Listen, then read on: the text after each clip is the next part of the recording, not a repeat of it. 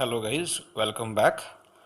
I think we are done with the short day plants flowering, and now we'll be seeing with a role of role of flowering, a role of phytochromes in flowering, role of phytochrome in flowering of what kind of plants? Of long day plants. Okay, long day plants. Now, usually during the summer season, usually during the summer season, what is going to happen during the summers?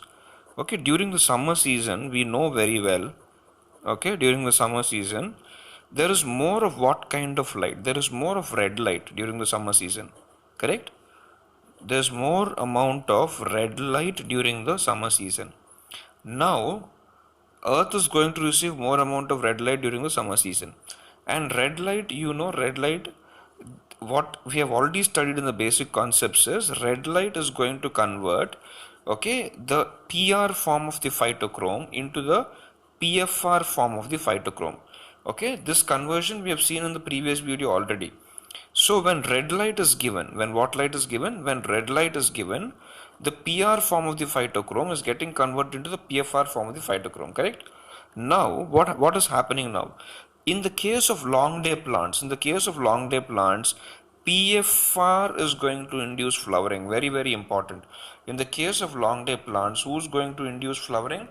PFR is going to induce flowering, induction of flowering, or we'll put it like this: induce flowering.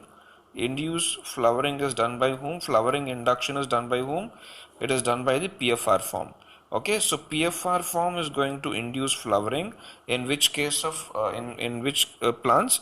In the long day plants. Okay, so long day plants are also called as the short night plants. So PFR induces flowering.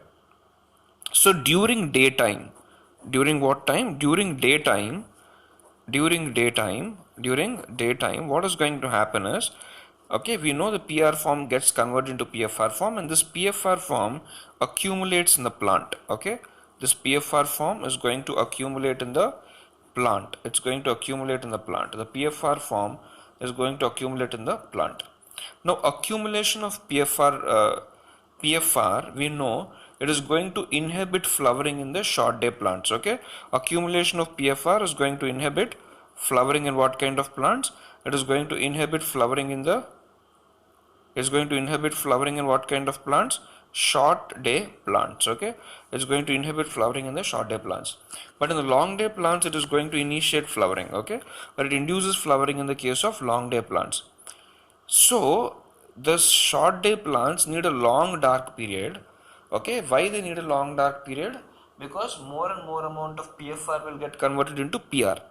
Okay, whereas for these long day plants, they require long durations of daylight and very less duration of night. Okay, so during the long period of daylight, what is going to happen is more PR is going to get converted into the PFR, and the long day plants, flowering is getting initiated in the long day plants. Now, for these long day plants, if in this long day plants, if the dark period, now let us take for example, this is a 24 hours period.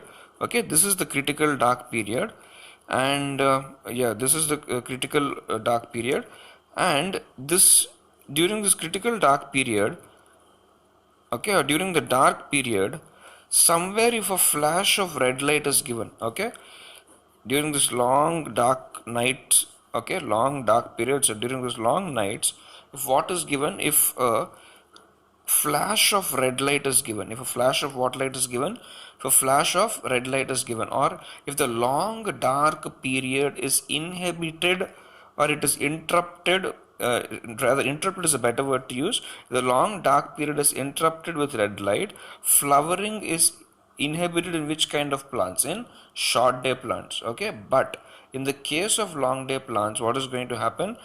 It is going to initiate flowering. It is going to what? It is going to initiate flowering if it is what kind of plant? If it is a long day plant. Okay, so I have already told you the nature of the light to which the plant is exposed to at the last time.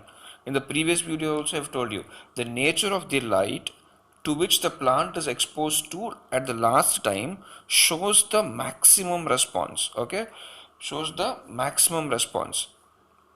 Now, if red light and far red light are given successively, okay, if red light and far red light, if both of them are given successively, then what is going to happen is, if red light and far red light are both of them are given successively, then what is going to happen is, whichever is given last, whichever is given at the last, okay, that treatment, whatever the last treatment, last light treatment is given, that is responsible for inducing the flowering or showing the flowering kind of response or showing the flowering pattern.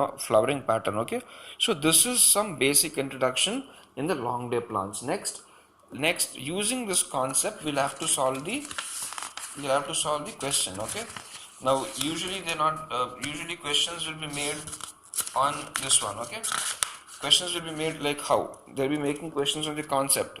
So application of this concept. Now what is the application of this concept? The application of this concept is the same like how we have seen in the short day plans. Okay, we'll be seeing that application in the next video. Okay, thank you.